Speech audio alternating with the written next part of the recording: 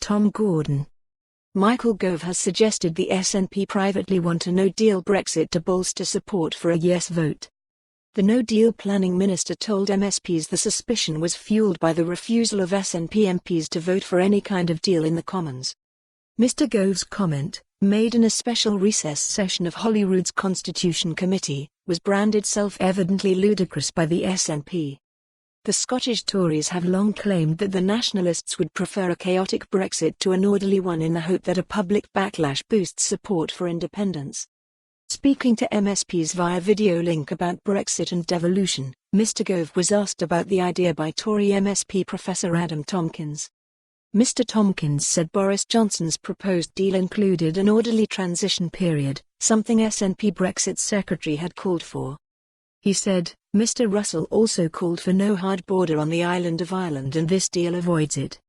Nicola Sturgeon called for a guarantee on EU citizens' rights and this deal provides for it. Given that this deal provides for so many things that the SNP has rightly demanded, do you understand why the SNP continue to vote against it? Is it because they want a no-deal Brexit?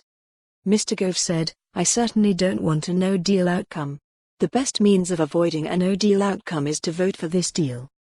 The failure of SNP MPs in the House of Commons to vote for this deal so far would allow a lot of people to draw the same conclusions as you have. Professor Tomkins, yes. SNP MSP Tom Arthur asked Mr. Gove if businesses in Northern Ireland would have better access the EU single market than Scottish businesses under Mr. Johnson's deal.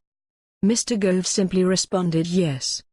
Asked if this would put Scottish firms at a competitive disadvantage, Mr. Gove said, it need not. If we secure the free trade agreement we are looking to secure, then it should be the case that there will be no quotas, no tariffs, no quantitative restriction, no extra friction, and that would allow businesses in Scotland, Wales and England to access the EU market. Later, Mr. Arthur said, Michael Gove, incredibly, admitted that the proposed deal puts Scotland at a competitive disadvantage, as the only part of the UK getting a raw deal.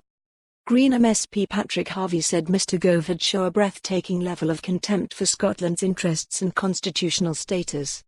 He said, now that the request for an extension has been made, it's clear that there is no reason to crash ahead on the timescale the UK government has in mind. The extension should be secured to allow for proper scrutiny of the Withdrawal Agreement Bill.